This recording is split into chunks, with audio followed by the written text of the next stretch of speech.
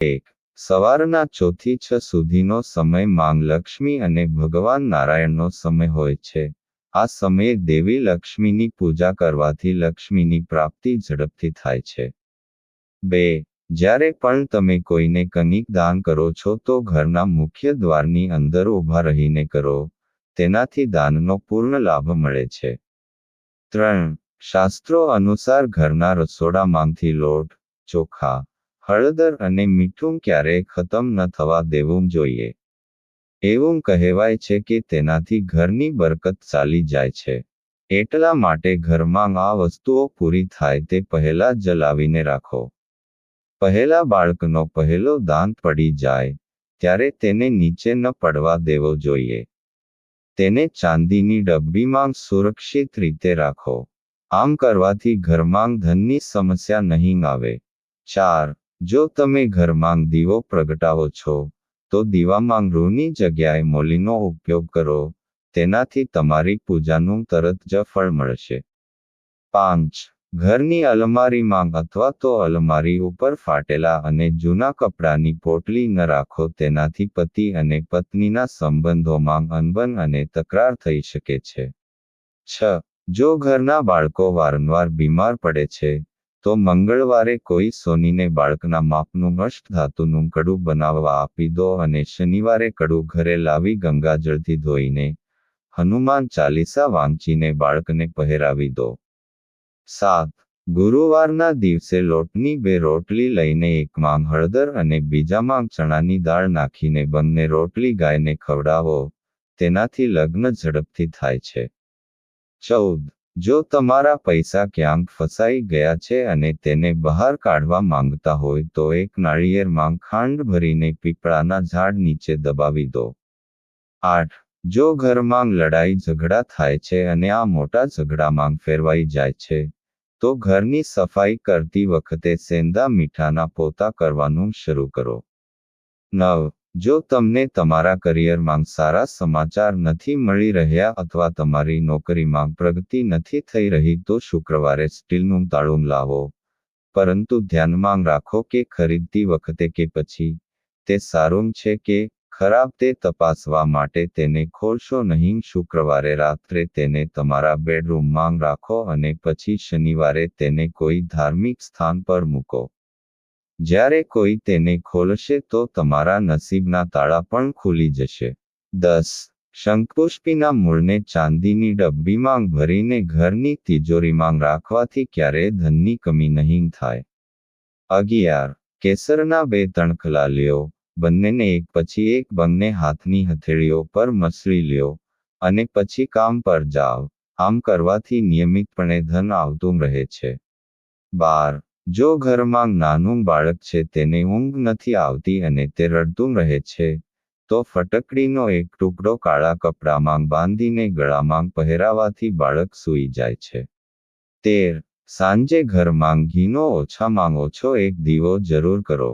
14. ઘરમાં પૈસા રાખવા માટે અલમારી કે તિજોરીને ક્યારેય એવી રીતે ન રાખો કે તેનું મુખ દક્ષિણ દિશા તરફ ખુલે. અલમારીનું મુખ ઉત્તર દિશા તરફ હોવું ખૂબ જ શુભ હોય છે. આનાથી ઘરમાં સમૃદ્ધિ આવે છે અને આર્થિક નુકસાનની શક્યતા પણ ઓછી થાય છે. કચરો કે સાવરણી અલમારી પાસે ન રાખવી જોઈએ. 15. જો દર્દી સાજો થતો નથી તો થોડાક સિક્કા તેના ઓશિકા પાસે રાખવા જોઈએ અને જમાદારને આપવા જોઈએ. તેનાથી દર્દી સારો થવા લાગશે. 16. વિવાહમાં વિલંબ થઈ રહ્યો છે અથવા સમસ્યા આવી રહી છે તો કેસરને પાણીમાં ભેળવીને સ્નાન કરવાથી વિવાહ જલ્દી થઈ જાય છે. 17. બાથરૂમમાં દરવાજાની સામે અરીસો ન રાખો. તેનાથી ઘરમાં નકારાત્મક ઉર્જામાં વધારો થાય છે જે કલેશનું કારણ બની શકે છે. 18. જો નાના બાળકને દૂધ પચતું નથી તો શનિવારના દિવસે જે તેનું દૂધ વધેલું છે તેને પડેલું રહેવા દો અને કૂતરાને પીવડાવી દો. આવું કરવાથી બાળકને દૂધ પચવાનું શરૂ થઈ જશે. 19. દરવાજા પર લાલ પીળા સુગંધિત ફૂલોવાળા છોડ લગાવો. 20. શાસ્ત્રો અનુસાર દેવી દેવતાઓની સામે કપૂર સળગાવવાથી ઘરનું વાતાવરણ તો શુદ્ધ થાય જ છે, ઘરમાં સકારાત્મક ઉર્જા અને શાંતિ રહે છે. એટલા માટે રોજ સવારે અને સાંજના સમયે કપૂરને ઘીમાં પલાળીને સળગાવો અને તેની સુગંધ આખા ઘરમાં ફેલાવો. આમ કરવાથી ઘરમાં નકારાત્મક ઉર્જા નષ્ટ થાય છે અને સાથે જ ઘરમાં વાસ્તુદોષ સમાપ્ત થાય છે. 21. પ્રતિદિન સાંજે પીપળાના ઝાડને થોડું દૂધ અને પાણી અર્પિત કરો. એક દીવો પ્રગટાવો અને તમારી મનોકામનાઓ સાથે વૃક્ષની પરિક્રમા કરો. તમારી મનોકામના જલ્દી પૂર્ણ થશે. 22. ઘરના મુખ્ય દ્વાર પર લાલ રંગની રિબન બાંધો. આમ કરવાથી ઘરમાં સુખ સમૃદ્ધિ બની રહે છે અને ઘર ઉપર કોઈની નજર નથી લાગતી. 23. ક્યારે પણ તમારે પર્સ કે તિજોરીમાંથી તમારા બધા પૈસા ન કાઢવા જોઈએ. આમ કરવાથી તમે આર્થિક સમસ્યાઓથી ઘેરાઈ શકો છો અને દેવી લક્ષ્મી પણ તમારાથી નારાજ થઈ શકે છે. એટલા માટે થોડાક પૈસા હંમેશા પર્સ કે તિજોરીમાં જરૂર રાખો. 24. ઘોડાના પગના ખીલાથી બનાવેલી વીંટી પહેરવાથી પ્રેત બાધા સમાપ્ત થાય છે. 25. 31. શુક્રવારે 5 નાની કન્યાઓને ખીર બનાવીને તેમને પ્રસાદ ખવડાવો. ખીરમાં ખાંડની જગ્યાએ સાકરને પીસીને નાખો અને આ ક્રિયાને ગુપ્ત રાખો. આ ઉપાયથી ઘરમાં ક્યારે આર્થિક તંગી નહીં આવે. 26. સારું વર્તન રાખો. તમારી જાતને કે અન્યો પ્રત્યે કઠોર શબ્દો ન બોલો.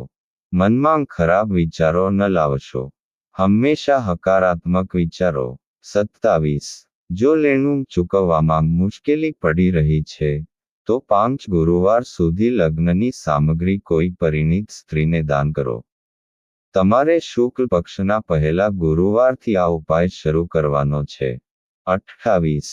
જો વેપાર વધતો ન હોય તો શુક્લ પક્ષ દરમિયાન શુક્રવારના દિવસે કાર્યસ્થળ, કારખાના, દુકાન, ધંધા વગેરેના દરવાજાની બંને તરફ થોડો ઘઉંનો લોટ રાખો અને ધ્યાન રાખો કે આ કરતી વખતે કોઈ તમને જોઈ ન જાય. પૂજા રૂમમાં પણ શ્રીયંત્ર સ્થાપિત કરો. આમ કરવાથી તમારા વ્યવસાયમાં સારી વૃદ્ધિ થશે અને દેવી લક્ષ્મીની કૃપા બની રહેશે. કોઈ તમને જોઈ ન જાય. પૂજા રૂમમાં પણ શ્રીયંત્ર સ્થાપિત કરો. આમ કરવાથી તમારા વ્યવસાયમાં સારી વૃદ્ધિ થશે અને દેવી લક્ષ્મીની કૃપા બની રહેશે.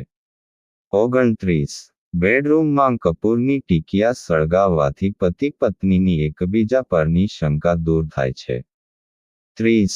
અઠવાડિયામાં એકવાર મીઠાના પાણીથી ઘરમાં પોતું કરો. કોઈ પણ દિવસ નક્કી કરો, પરંતુ રવિવારે પોતું ન કરવું જોઈએ.